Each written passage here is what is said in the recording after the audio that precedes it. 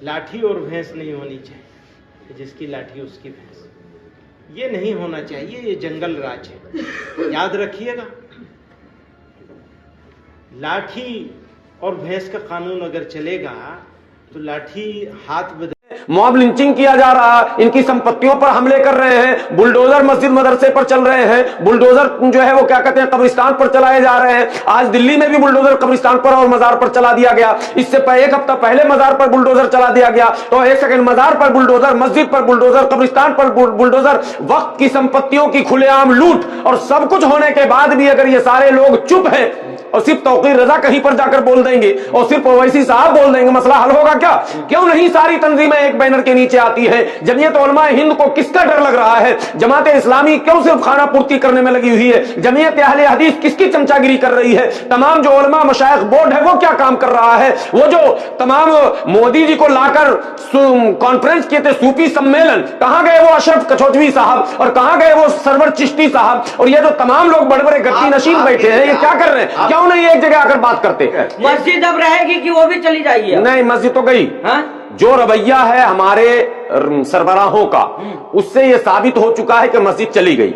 हमारे सरबराह एक नहीं होंगे, तकरीर करते हैं लंबी लंबी, मुसलमानों एक हो जाओ। अरे मुसलमानों को मत एक करो, मुसलमान एक ही है, एक ही था, तो एक ही रहेगा। मुसलमानों को अगर टुकड़े टुकड़े में बांटा है तो आपने बांटा है, इसलिए पहले आपको एक होना है, और आप एक हो जाइए, सारी बीमारी का हल निकल जाएगा। आपकी मस्जिद के जो फैसला आया है, कहा गया है कि अब तहखाने में जो है पाठ अब शुरू होगा, क्या समझा जाए? क्यों पूजा पाठ करेंगे? जब रामराज आ गया है, हिंदू राष्ट्र हो गया है, जब संविधान है ही नहीं अगर देश में, ये संदेश दिया जा रहा है इन अप्रत्यक्ष रूप से, ये संदेश ही है। वरना इस इतने बड़े संवेदनशील मुद्दों पर कोई भी डिस्ट्रिक्ट कोर्ट निर्णय देती ही नहीं है।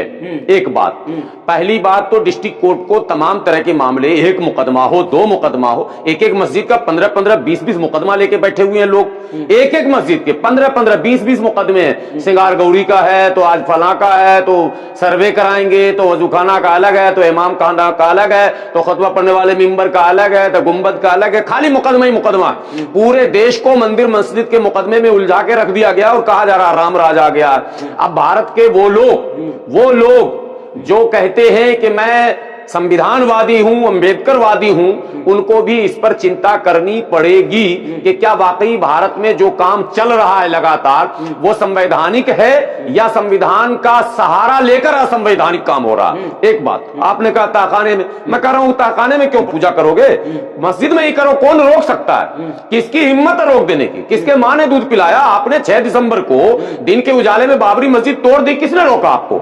किसी ने रोका हो तो बताइए। न भारत के किसी कानून ने रोका, न पुलिस ने, न आर्मी ने, न सरकार ने। तो यही होगा काशी में भी, यही होगा मथुरा में भी, यही होगा जामा मस्जिद में भी, यही होगा तमाम जगहों पर। तमाम अभी हो क्या रहा है? राम के नाम पर शोभा यात्रा निकाला जाता है और उस शोभा यात्रा को मस्जिद के पास ले जाया जाता।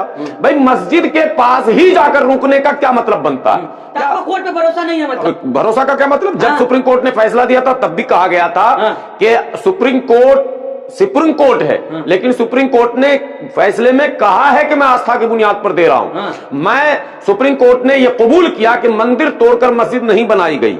मैं भारत के उन तमाम लोगों से जो मंदिर की लड़ाई लड़ रहे हैं उनसे पूछना चाहता हूं कि सुप्रीम कोर्ट के इस ऑर्डर में मेंशन है यह बात या नहीं कि मंदिर तोड़कर नहीं बनाई गई। तो दावा तो, अरे भाई दावा गलत हो गया। मंदिर तोड़कर जब मस्जिद बनी ही नहीं थी अयोध्या में, तो आपने मस्जिद तोड़कर मंदिर कैसे बना दिया? तो यह सवाल पैदा नहीं होगा। छोड़ दीजिए, आस्था तो पूरा देश ले लेना भाई। जितनी मस्जिदें हैं, हमारे पड़ोस की भी मस्जिद आके ले ले। उनको मस्जिद में ही अगर सुकून है तो अब इसका इलाज तो कुछ भी नहीं है। वो तो जो चाहते हैं वो हम लोग कर नहीं पाएंगे भाई। हम लोग तो गरीब आदमी, कमजोर आदमी।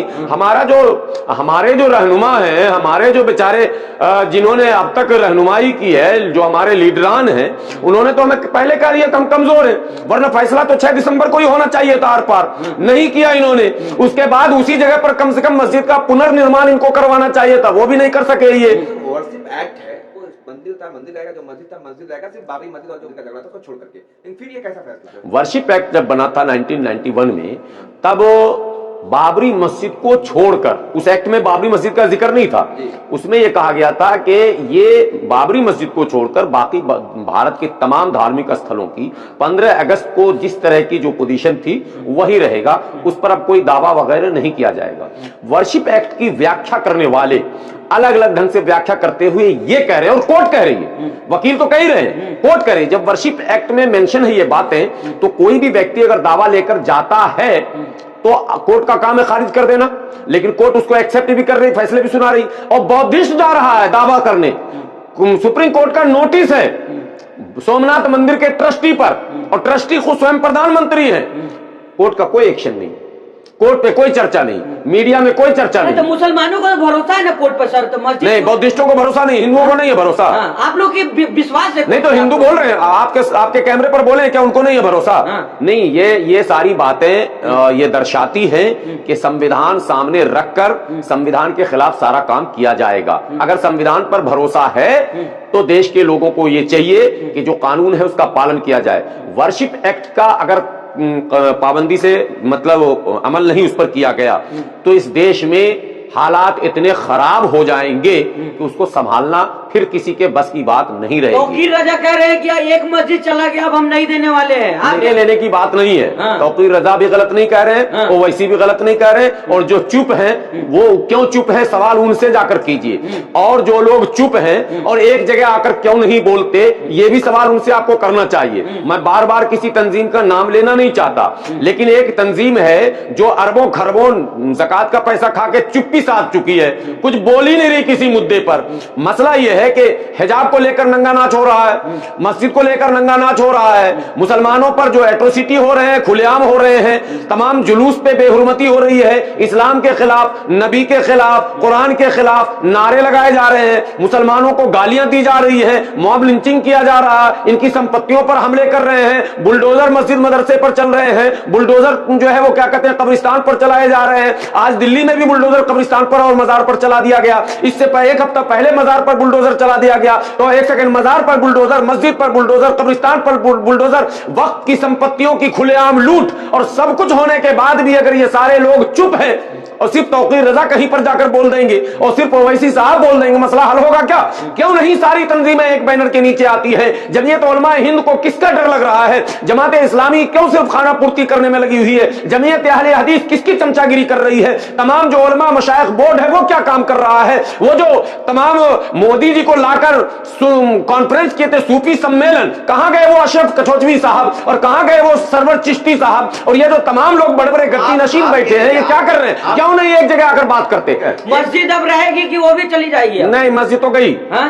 जो रवैया है हमारे सरबराहों का, उससे यह साबित हो चुका है कि मस्जिद चली गई।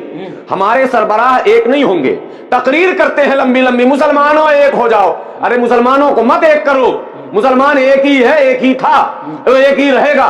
मुसलमानों को अगर टुकड़े टुकड़े में बांटा है तो आपने बांटा है, इसलिए पहले आपको एक होना है, और आप एक हो जाइए, सारी बीमारी का हल निकल जाएगा। मेरे प्यारे आका सल्लल्लाहु ताला अलैहि वसल्लम के प्यारे दीवानों, उम्मीद है आपको ये बयान पसंद आया होगा, तो वीडियो को लाइक करें और अपने दोस्तों में रिश्तेदारों में शेयर जरूर करें ताकि उनके अमल में इजाफा हो सके और सवाबेदार हासिल कर सके।